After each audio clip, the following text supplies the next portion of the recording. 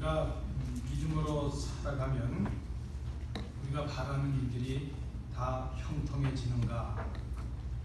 우리가 한번 생각해 볼 질문입니다. 우리가 열심히 신앙생활을 하면 어려움이나 혹은 고난이 우리에게 없어야 된다, 없는 것이 당연하다, 그렇게 생각할 때가 있습니다. 우리가 믿음으로 살아가면 우리가 바라던 일들이 다 이루어지고, 우리가 예수를 잘 믿으면 우리 앞에 고난도 없고 어려움도 없어야 된다 하는 것이 우리의 생각입니다. 그러나 오늘 본문 말씀에 보면 우리는 신앙 때문에, 하나님을 믿는 것 때문에 목숨을 걸어야 했던 새 청년들을 발견하게 됩니다. 바벨론의 느부갓네살 왕이 금으로 만든 신상을 높이 세우고 모든 백성들로 하여금 그 신상 앞에서 절을 하라, 그렇게 명령을 하였습니다. 다니엘의 세 친구인 사드락과 메삭과 아벳느고, 그들은 비록 포로의 신분이었지만 왕의 신임을 받아서 바벨론 지방을 다스리는 관리들이 되었습니다. 포로가 되었는데 왕의 신임을 받고 다스리는 관리가 되니까 이 사람들을 시기하는 사람들이 많았습니다. 이 시기하는 사람들이 살펴보니까 이 세 친구가 왕이 신상을 만들고 절하라 했는데 절하지 않습니다. 그것을 빌미로 삼아서 이들이 왕에게 반역 행위를 하고 있고 이적 행위를 하고 왕이 섬기는 신을 섬기지 않습니다, 그렇게 참소를 하고 고소를 했다는 것입니다. 느부갓네살 왕이 진노했습니다. 내 명령을 어긴 그 세 친구들을 끌어오라, 그렇게 명령을 했습니다. 그리고 그들에게 말합니다. 오늘 본문에 나타나는 내용이죠. 너희가 만일 이 신상에 절하지 않으면 즉시 너희를 맹렬히 타는 저 풀무불 가운데 집어 던지겠다, 그렇게 말을 합니다. 그때 그들이 대답한 말이죠. 제가 세 번역으로 읽어드리면 이렇습니다. 이 일을 두고서는 우리가 임금님께 대답할 필요가 없는 줄 압니다.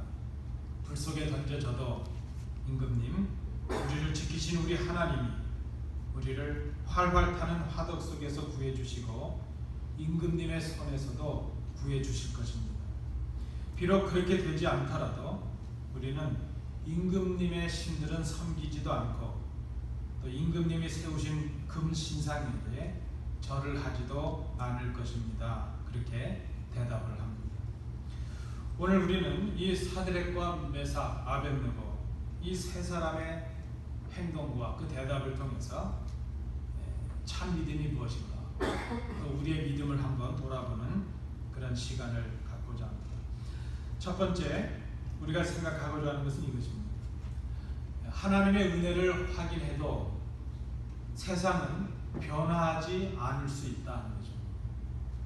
하나님의 은혜를 경험해도 변화하는 것이 쉽지 않다는 것이죠. 이 느부갓네살 왕은 우리가 2장 내용에 보면 느부갓네살 왕이 하루는 꿈을 꾸었습니다. 그런데 꿈을 꾼 자신도 그 꿈이 어떤 꿈인지 알 수가 없습니다. 그래서 나라의 용하다는 술객들, 술사들을 다 불렀습니다. 내가 어떤 꿈을 꾸었는지 그 꿈의 의미가 무엇인지를 해석하라. 근데 아무도 그 꿈을 알아낼 수가 없습니다. 아니, 꿈은 내가 꾸었는데 다른 사람들이 어떻게 꿈을 알 수 있겠어요? 아무도 그 꿈이 무엇인지도 알 수 없고 해석도 못합니다. 꿈을 꾼 사람도 모르고 아무도 모르는 것이죠. 그때 이 다니엘이 하나님의 능력을 통해서 왕이 어떤 꿈을 꾸었는지 알아맞히죠. 그리고 그 꿈의 의미가 무엇인가 하는 것을 해석해 주었습니다. 느부갓네살이 하나의 신상에 대해서 꿈을 꾸었는데 머리는 순금으로 되었고 가슴과 두 팔은 은으로 되었고 배와 넓적다리는 노스로 되었고 종아리는 쇠, 그리고 발은 일부는 쇠고 일부는 흙으로 된 신상이었다는 것입니다. 그리고 이제 그 뜨인 돌, 그 날아다니는 돌이 그저 날아와서 그 신상을 부서뜨리는 그런 꿈이었습니다. 하나님께서 다니엘을 통해서 예언해 주신 내용이 무엇인가 하면 지금 이 바벨론의 느부갓네살, 내가 누리는 그 권세와 권위와 영광은 금과도 같다는 것입니다. 그러나 잠시 후에 그 느부갓네살 이후에 일어나는 왕들은 금만 갖지 못해서 은처럼 약해지고 노처럼 약해지고 쇠처럼 약해지다가 흙처럼 약해지겠다는 것입니다. 그리고 결국은 이제 돌이 날아와서 그 신상을 다 부서뜨릴 것이라는 것이죠. 느부갓네살 이후에 제국이 약해지다가 결국은 멸망당하게 될 것이라는 것입니다. 결국 이 바벨론이라는 나라는 메대와 바사라는 그 뜨인 돌에 의해서, 날라온 돌에 의해서 다 멸망하는 것을 우리가 역사적으로도 볼 수 있습니다. 자, 이 느부갓네살이 자신이 꿈을 꾸고도 어떤 꿈을 꾸었는지 모를 때에 그 꿈을 알아맞추고 다니엘이 해석을 해 주었습니다. 그때 이 느부갓네살이 다니엘 앞에서 고백했던 내용이 있습니다. 2장 47절입니다. 왕이 대답하여 다니엘에게 이르되 너의 하나님은 참으로 모든 신들의 신이시요 모든 왕의 주제시로다. 내가 능히 이 은밀한 것을 나타내었으니 내 하나님은 또 은밀한 것을 나타내시는 이시로다. 그렇게 고백을 합니다. 한마디로 무엇입니까? 야 다니엘, 내가 믿는 하나님이 모든 신들 중에 참신이다. 그 하나님이 참 하나님이시다. 그것을 이 느부갓네살이 고백을 했었다는 것입니다. 그리고 얼마 지나지 않았습니다. 다니엘이 믿는 하나님을 신 중에 최고의 신이라고 고백했던 이 느부갓네살 왕은 하나님의 예언을 거부합니다. 자신의 왕국이 멸망을 향해 치닫는다는 것, 그것을 거역하는 것이죠. 하나님의 예언과 하나님의 뜻을 거절하고 자신의 왕국이 영원히 멸망하지 말아야 되겠다는 그런 교만한 생각을 하게 됩니다. 그래서 신상을 만들었는데 오늘 본문에 보니까 온통 금으로 만들어진 신상을 세웁니다. 그리고 높이가 60규빗이라 했으니까 작게는 한 20m, 크게 보면 한 30m 정도 되는 큰 신상을 세운 것이죠. 내가 누리는 이 제국, 내 힘으로 멸망하지 않겠다는 뜻으로 온통 금으로 만들고 그 신상에게 절을 하라, 그렇게 지금 명령을 했다는 것입니다. 느부갓네살 왕이 이 사드락과 메삭과 아벤느고, 이 다니엘의 세 친구에게 하는 말이 무엇입니까? 너희가 금 신상에 절하지 않으면 너희를 맹렬히 타는 저 풀무불 가운데 던져 넣을 것이다. 그 다음의 말을 기억하십시오. 그렇게 하면 능히 너희를 내 손에서 건져낼 신이 누구이겠느냐, 그렇게 말을 합니다. 아니, 바로 얼마 전에 너희가 믿는 하나님이 신 중의 신이라 그렇게 말했던 이 느부갓네살이 하나님의 은혜를 경험하고 하나님의 능력을 알았으면서도 교만해지니까 그 은혜는 다 잊어버리고 지금 이 다니엘의 세 친구에게 그렇게 말하는 것이죠. 너희가 풀무불에 들어간다면 네가 믿는 하나님이 건져낼 수 있을 줄 알겠느냐? 바로 그 의미 아니겠습니까? 내 손에서 이 풀무불에서 너희를 건져낼 신이 있겠느냐? 그렇게 말합니다. 하나님의 능력과 하나님의 은혜를 경험했던 이 느부갓네살 왕이지만 그는 하나님을 믿는 신앙인으로 거듭난 것은 아니었기 때문입니다. 여러분, 하나님의 은혜를 바라본다고 해도, 하나님의 은혜를 경험한다고 해서 다 거듭나거나 다 변화할 수 있는 것은 아니라 하는 것입니다. 우리가 예수를 믿지만 예수를 믿어도 과거의 불신앙의 그 삶의 습관과 생각을 버리지 못하고 믿는 사람들이 얼마나 많은지 모릅니다. 교회는 다니고 있는데 옛사람입니다. 교회는 다니는데 신앙인이 아니요 종교인인 사람들이 있다는 것입니다. 하나님의 은혜를 경험하고 하나님의 능력을 경험하면서도 하나님 앞에 자신을 신앙인으로 전적으로 변화시키지 못하는 것이죠. 여러분, 오늘 본문에 우리가 보면 이 다니엘의 세 친구가 믿음이 없었겠습니까? 하나님을 잘 믿는 사람들이요, 그 하나님을 믿는 것 때문에 신상에게 절을 하지 않았다고 해서 지금 잡혀져 있지 않습니까? 그래서 생각해 보면 이렇게 잘 믿는 사람들이 고난을 당하고 어려움을 당합니다. 왜 그렇겠습니까? 하나님의 은혜를 경험한 그 땅이, 그 세상이, 그 사람들이 변화를 경험하지 않기 때문이죠. 그리고 보면 하나님은 환경을 바꾸시기보다는 하나님의 은혜를 경험한 사람들의 심령을 바뀌기를 원하고 계신다는 것을 우리들이 생각해 볼 수 있을 것입니다. 말씀드린 대로 다니엘의 세 친구의 죄가 있다면 하나님을 잘 믿은 그런 죄뿐입니다. 우리가 그런 질문이 있지 않습니까? 왜 믿음의 사람들이 고난을 당하고 왜 의인들이 어려움을 당하게 되는가? 하나님의 은혜를 경험한 세상이, 이 땅이 변화하지 않기 때문입니다.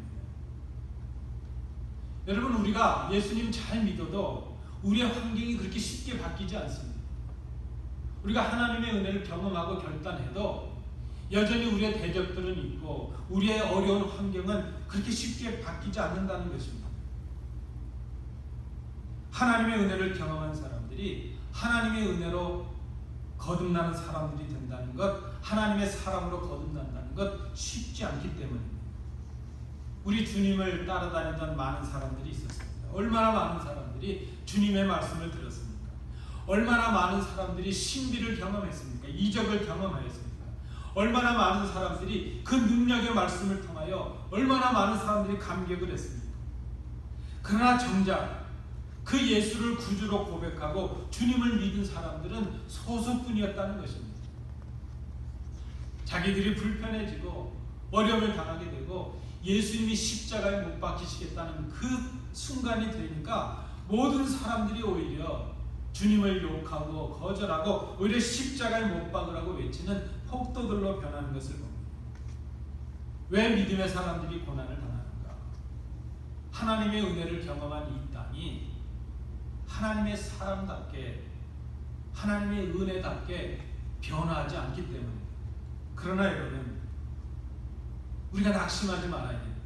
세상이 악해도 낙심하지 말고 믿음을 포기하지 말아야 됩니다. 왜 그런가 하면 추수 때가 되면 주님께서 거두시기 때문입니다. 지금은 한 밭에 알곡도 있고 가라지도 있습니다. 그래서 의인들이 고난을 당합니다. 그러나 때가 되면 하나님께서는 알곡은 알곡대로, 가라지는 가라지대로 따로 분리하실 수 있기 때문입니다. 우리가 먼저 기억할 것입니다. 하나님 우리에게 은혜를 주시는데 우리의 환경과 우리의 조건을 바꾸시기 전에 하나님 앞에서 우리가 변화하기를 먼저 원하신다는 것입니다. 하나님의 은혜를 확인해도 세상이 변화하지 않을 수 있다는 것, 그것이 우리에게 고통이 될 수 있다는 것, 그것을 우리가 생각해야 될 것입니다. 두 번째로 오늘 본문을 통해서 우리가 또 하나 생각하는 것은 우리의 믿음이 날마다 유혹을 받을 수 있다는 것입니다. 우리의 믿음이 받는 유혹이 무엇인가 하면 더 유리한 것을 선택하라 하는 그런 유혹입니다. 더 편리한 것을 위해서, 더 유리한 것을 위해서, 나에게 이로운 것을 위해서 하나님을 버리라, 그 유혹을 우리가 날마다 받습니다. 우리에게 다가오는 이 유혹은 얼마나 달콤한지 모릅니다. 우리에게 훨씬 더 유리한 것들, 편리한 것들을 선택하라, 그렇게 유혹을 합니다. 우리에게 희생을 하지 말라, 그렇게 유혹을 합니다. 위기의 순간을 피하라, 그렇게 유혹을 합니다. 오늘 본문에 보시면 이 느부갓네살 왕이 명령하는 것도 사실 그렇습니다. 하나님을 믿지 말라, 그렇게 지금 명령하는 것이 아닙니다. 내가 믿는 하나님도 믿고 왕이 믿고 있는 이 신도 인정하고 신상에 한번 절을 하라, 그렇게 말합니다. 하나님도 섬기고 바벨론의 신도 함께 섬기라, 그런 말입니다. 그러나 이 다니엘의 세 친구는 이방의 신과 하나님을 겸해서 섬기는 그것을 받아들일 수가 없습니다. 타협할 수가 없습니다. 세상과 하나님을 그저 적당히 겸하여 섬기는 것, 그것을 선택할 수가 없습니다. 다리 하나는 세상에, 다리 하나는 교회에, 그것을 이들은 용납할 수가 없습니다. 하나님도 섬기고 세상도 섬기라, 세상 사람들처럼 해. 그저 교회 가면 교인처럼 살지만 세상에 나오면 세상 사람처럼 해. 그것이 지금 우리에게 있는 유혹입니다. 그러나 이 다니엘의 세 친구는 그것을 거절합니다. 왕의 명령 앞에서도 7배나 뜨거워진 그 풀무불 앞에서도 그것을 받아들일 수가 없습니다. 지금 이 금신상에 절하는 것, 그것이 느부갓네살 왕에 대한 충성이기 이전에, 국가의 행사여 하나의 의식이기 이전에, 그것이 자신들이 타협할 수 없는 하나님께 대한 불신앙이기 때문에 그들은 그것을 타협할 수가 없고 용납할 수가 없습니다. 그것 때문에 자신들의 지금 목숨을 빼앗긴다 할지라도 하나님 외에 다른 신을 경배할 수가 없습니다. 그것이 그들의 신앙이었습니다. 여러분, 우리가 때로 예수 믿는 것 때문에, 신앙을 가지는 것 때문에, 신앙을 지키는 것 때문에 고난을 당할 수가 있습니다. 예수 믿는 것, 우리 신앙이 고난과 위기의 원인이 될 수 있다는 것입니다. 그런데 여러분 기억하십시오. 그 신앙을 통해서 오는 위기와 고난의 극복은 오직 신앙을 지킴으로만이 가능하다는 것입니다. 사탄은 우리를 유혹합니다. 신앙으로 오는 고난을 이기는 쉬운 길을 선택하라고 말합니다. 야, 하나님만 한번 버려. 말씀 지키는 것 하루 포기해. 그러면 내 삶이 쉬워질 수 있어. 그렇게 우리에게 요구를 하는 것이죠. 절만 한번 해. 내가 믿는 하나님도 그냥 믿으면서 절만 한번 해. 그러면 내가 누리는 이 부귀와 영원은 다 누려. 그러나 절하지 않으면 너희들을 이 풀무불 속에 던져버릴 거야. 지금 그 유혹을 받습니다.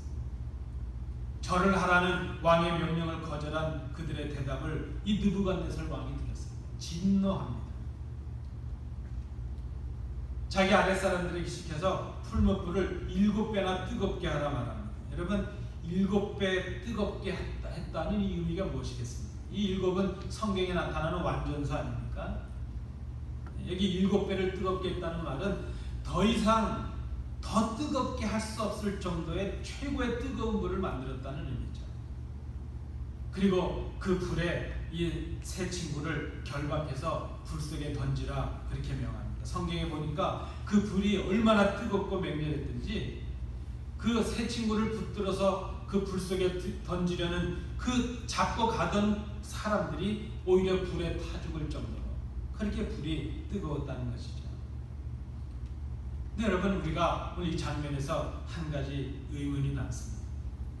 왜 하나님께서 이렇게 목숨을 걸고 하나님 앞에 믿음을 지키는 신실한 믿음의 사람들이 풀무불에 들어가는 고난을 주시는가 하는 것이죠. 그렇지 않습니까? 이렇게 하나님을 잘 믿었으면 어려움을 안 당하게 하셔야죠.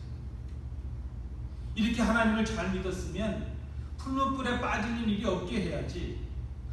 아니, 거기 잡혀왔다 할지라도 하나님의 능력으로 뭐 그들의 눈이 멀게 하든지 갑자기 비가 내려서 불이 꺼지게 하든지 그 사람들이 풀무불에 던져지기 전에 그들을 보호하시고 인도하셔야 되지 않겠는가? 그게 우리의 생각 아니겠습니까?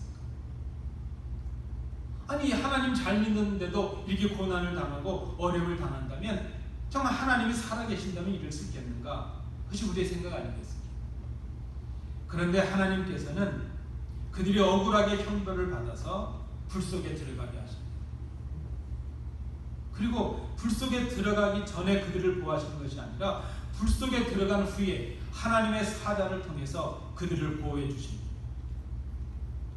어떤 주경학자가 이 부분을 해석했는데 제 마음에 확 와닿아서 제가 소개해 드립니다. 왜 하나님께서 이 세 친구를 불에 들어가기 전에 보호해 주시지 않고 불에 들어간 후에 보호하셨을까? 그분의 해석입니다. 풀무불에 던져져야 그들을 불에 던졌던 대적들이 하나님의 위대하심을 볼 수 있기 때문이었다는 것이죠. 그리고 그들이 고난을 당할 수 있어야, 고난 앞에 서야 이들의 믿음이 진짜인가 아닌가 하는 진위가 드러나기 때문이라는 것이죠. 여러분, 그렇지 않습니까? 우리가 우리의 믿음이 진짜인가 아닌가 평탄할 때, 형통할 때 그때는 잘 모르죠. 막상 어려움을 당할 때 그때 보면 이 사람의 믿음이 어떠한가 하는 것이 드러나죠. 죽을 일을 만날 때, 죽을 질병에 걸릴 때, 고난을 당하고 위기를 당할 때, 큰 희생 앞에 서게 될 때, 그때가 되어야 진짜 이 사람의 믿음이 어떠한가 하는 진위가 드러날 수 있다는 것입니다. 여러분, 우리의 믿음은 한번 예수를 믿는 것으로 완전해지지 않습니다. 날마다 우리의 믿음은 늘 유혹을 받습니다. 선택의 유혹을 받습니다. 사탄은 우리에게 날마다 유혹합니다. 이왕 예수 믿는 것 손해보지 않는 길로 가라. 뭘 희생하려고 해? 좀 편한 길로 가라. 왜 예수 믿고 죽는 길을 선택하려고 해? 그런 길 선택하지 마라. 그렇게 우리를 유혹합니다. 얼마나 달콤한지 모릅니다. 우리가 꿈꾸는 그런 것들을 가지고 유혹을 합니다.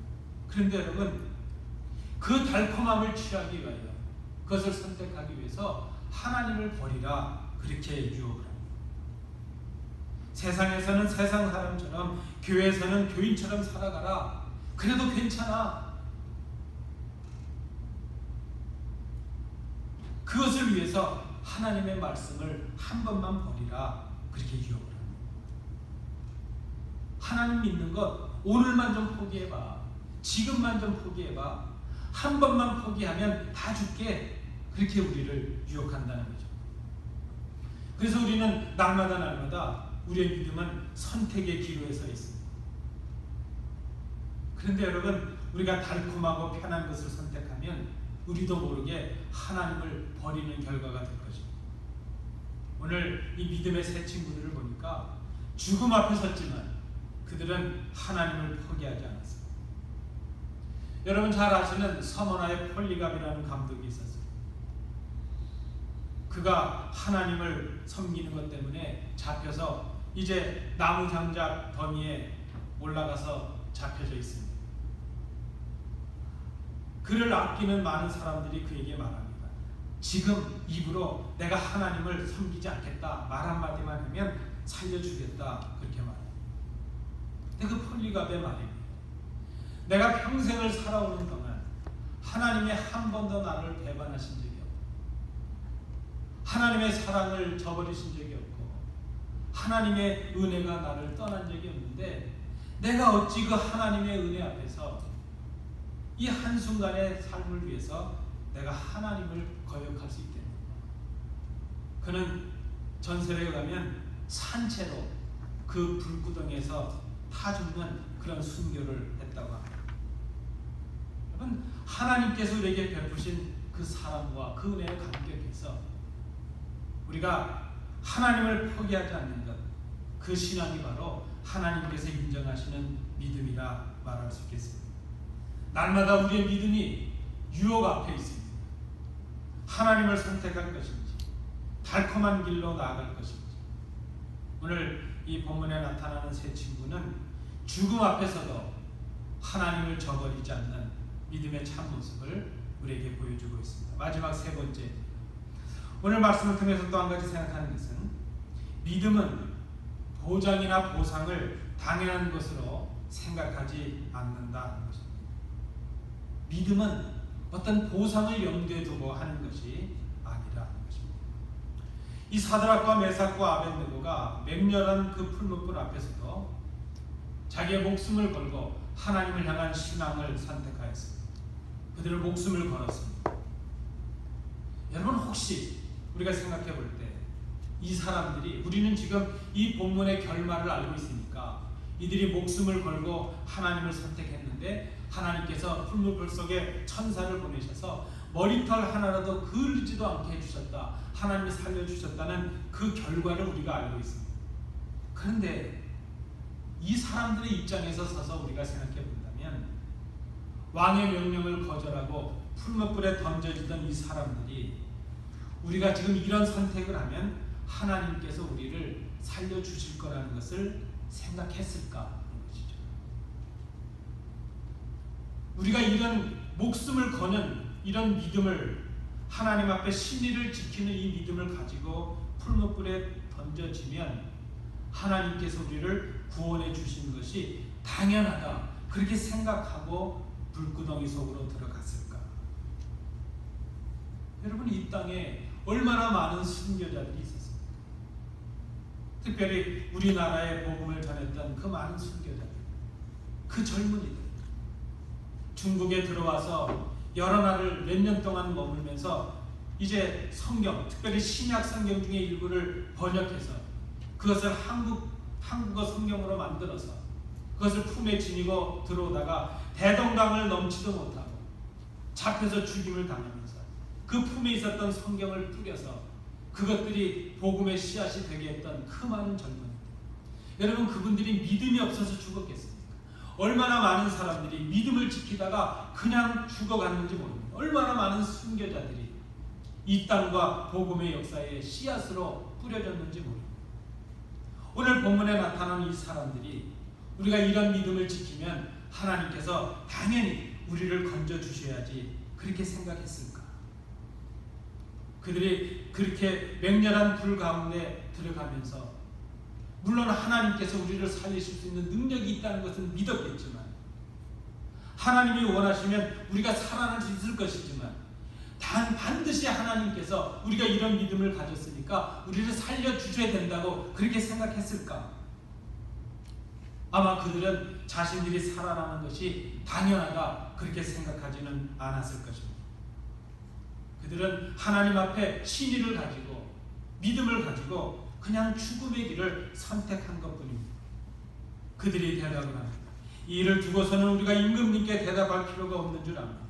불 속에 던져져도 임금님, 우리를 지키신 우리 하나님이 우리를 활활 타는 화덕 속에서 구해주시고 임금님의 손에서도 구해주실 것입니다. 그러나 비록 그렇게 되지 않더라도 우리는 임금님의 신들은 섬기지도 않고 임금님께서 세우신 저 신상에게 절을 하지도 않을 것입니다. 그들은 그냥 목숨을 건 것이죠. 죽음을 각오하고 불 속으로 들어간 것입니다. 우리가 하나님만 경배하다가 저 불 속에서 타 죽는다고 해도 나는 하나님만을 섬기기로 하는 이 생각을, 이 선택을 버리지 않겠다는 것입니다. 나에게 은혜를 주셨고 나를 여기까지 인도해 주신 하나님, 나를 그냥 저 불 속에서 죽이신다 할지라도 그 하나님을 배반하지 않겠다. 바로 그 신앙 아니었겠습니까? 내가 말씀도 지키고 내가 봉사도 하고 내가 헌신도 하면 하나님도 그에 맞는 보상을 해 주셔야 된다는 생각은 성숙한 신앙이 아닐 것입니다. 우리가 헌신하고 봉사하고 하나님 앞에 예물을 드리는 이유는 무엇을 바라서가 아니라 이미 우리에게 주신 하나님의 은혜에 감격하고 감사하는 우리의 최소한의 응답이기 때문입니다. 은혜와 하나님께서 우리에게 주신 은혜와 능력은 우리의 행위에 주어지는 어떤 보상의 결과가 아니기 때문입니다.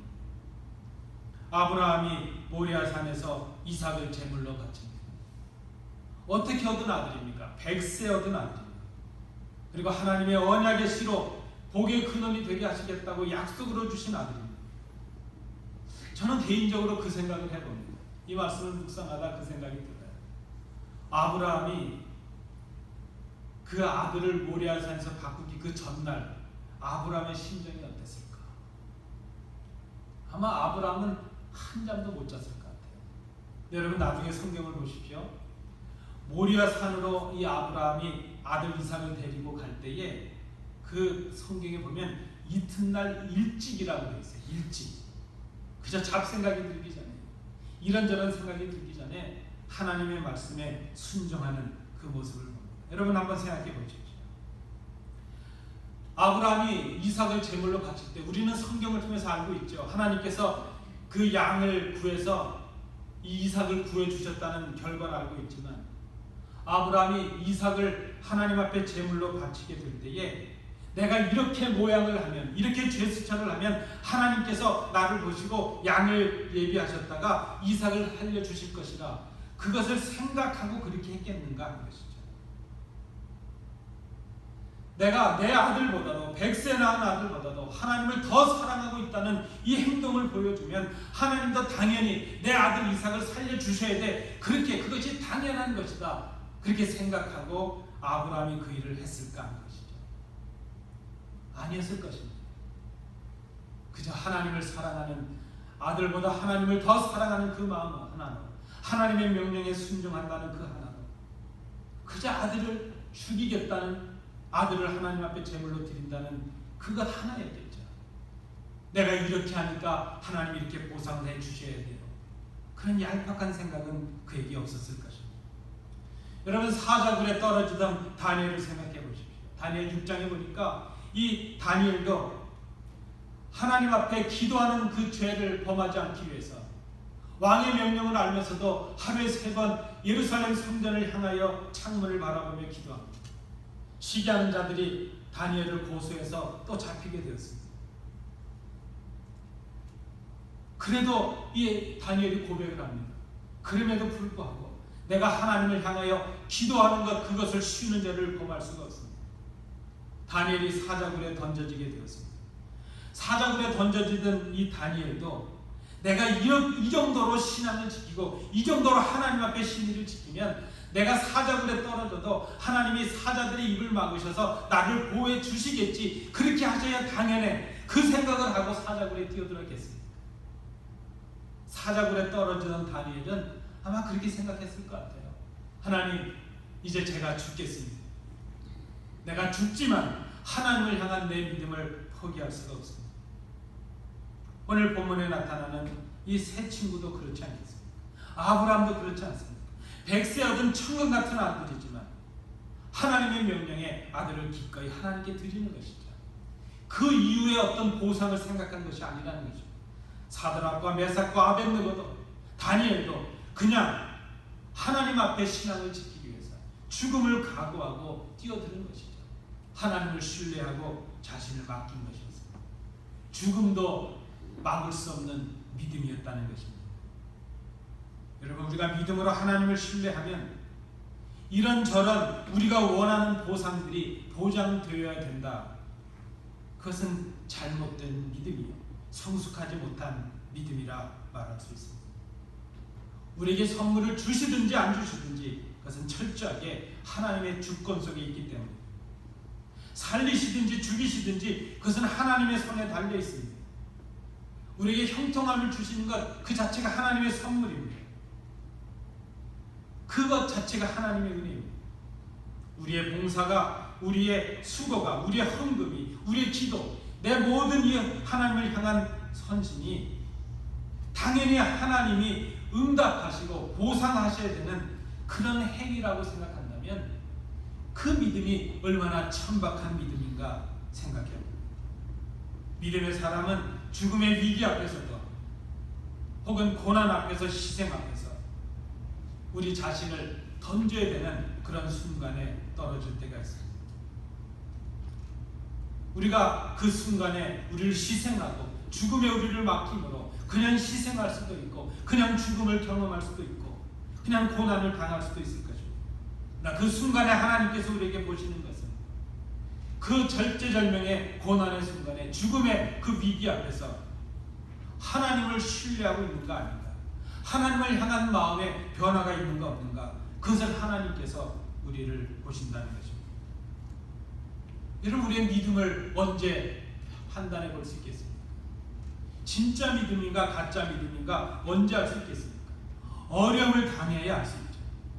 고난을 당할 때 보면, 교회가 어려움을 당할 때 보면 진짜 교회를 사랑하는 사람인가 아닌가, 그 진위가 진짜 믿음인가 아닌가 하는 것이 드러나지 않겠습니까? 우리가 고난 앞에서, 심지어 죽음 앞에서 어떤 선택을 한다 할지라도 우리의 그 선택과 결단이 어떤 보상을 보장해야 된다는, 그것이 당연하다는 믿음이라면 그것은 성숙하지 못한 믿음이라 말할 수 있겠습니다. 그냥 하나님께 맡기는 것입니다. 그냥 하나님께서 이미 주신 은혜를 생각하고 하나님을 신뢰하기에 이제 우리가 그런 선택을 하는 것이죠. 하나님을 버리는 선택을 할 수가 없다는 것입니다. 내가 원하는 일이 이루어지지 않는다 할지라도 내가 좀 불리한 일을 당하고 희생해야 되고 심지어 내가 죽음을 당하게 된다 할지라도 나에게 주신 하나님의 은혜와 그 사랑을 저버릴 수가 없어서, 하나님을 향한 신의를 버릴 수가 없어서 하나님께 맡기고 하나님의 자유하심에 맡기는 것이죠. 그것이 바로 진정한 믿음이 아니겠습니까? 비록 지금 우리가 오늘 고난을 당해서 그 고난 속에 빠져 있을 수도 있고 희생을 당할 수도 있다 할지라도 때가 되면 하나님께서 그 마지막 끝길에서 길의 끝자락에서 우리를 기다려 주시고 영접해 주실 것이라는 그 믿음과 약속이 우리에게 있지 않겠습니까? 사랑하는 성도 여러분, 우리가 믿음으로 살아가지만 하나님께서 때로 우리를 고난의 터널을 지나게 하실 때가 있습니다. 아픔의 터널, 슬픔의 터널, 눈물의 여정을 가게 하실 때도 있습니다. 세상이 악하기 때문에 하나님은 먼저 우리에게 고난이 없게 하시는 것이 아니라 그 고난을 이길 수 있는 믿음의 소유자들이 되기를 원하십니다. 그리고 고난 속에서도 하나님을 선택하라 이렇게 말씀하십니다. 그 선택을 통해서 우리의 환경과 삶의 조건을 바꾸시기 전에 우리를 먼저 하나님의 사람으로 바꾸어 주십니다. 우리는 우리를 건지시는 하나님을 신뢰하고 믿습니다. 그러나 우리가 믿음을 가졌다고 해서 우리의 믿음이 반드시 우리가 원하는 대로 되지 않을 수도 있다는 것을 생각합니다. 우리의 믿음이 하나님의 보상을 보장하는 것이 아니기 때문입니다. 그래서 우리는 우리가 원하는 대로 하지 않으실지라도, 그렇게 하지 아니하실지라도 그냥 우리를 고난의 자리에 두시고 고통의 자리에 두시고 억울함의 자리에 두시고 실패의 자리에 두실지라도 하나님을 향한 사랑을 접어들 수가 없습니다. 먼저 우리를 위하여 그 십자가 위에 아들을 죽이셨다는 그 하나님의 사랑이 우리에게 먼저 있기에 우리는 이해할 수 없는 고난을 당해도 하나님을 포기할 수가 없습니다. 그래도 하나님을 사랑합니다. 그래도 하나님을 신뢰합니다. 그것이 바로 오늘 이 믿음의 용사들이 우리에게 보여주는 믿음의 모습이라 생각을 합니다. 내가 바라고 원하는 대로 그렇게 하지 아니하실지라도 우리는 하나님을 믿습니다. 하나님을 믿는 것 때문에 죽음을 당한다 할지라도 그 죽음도 어떤 고난도 어떤 위협도 넘어설 수 없는 그 믿음의 소유자들이 될 수 있기를 원합니다. 그 사람이 바로 성숙한 신앙입니다. 상급받을 신앙입니다. 오늘 우리에게, 우리 가정과 우리 교회, 이 땅에 필요한 신앙이 아니겠는가 생각합니다. 그렇게 하지 아니하실지라도 하나님을 믿습니다. 우리의 고백이 될 수 있기를 간절히 원합니다. 기도하겠습니다. 은혜로우신 아버지 하나님, 오늘 성경에 보여진 믿음의 용사들을 봅니다. 그리고 우리도 그 믿음의 용사들처럼 그렇게 하지 아니하실지라도 하나님을 버리지 않는 믿음의 용사들이 되기를 원합니다. 우리의 믿음의 여정 길 끝에 우리를 영접해 주실 그 하나님을 기억하며 묵묵히 이 고난의 길 여정의 길을 믿음으로 나아가는 저희들이 되게 하옵소서. 예수님 이름으로 기도하옵나이다.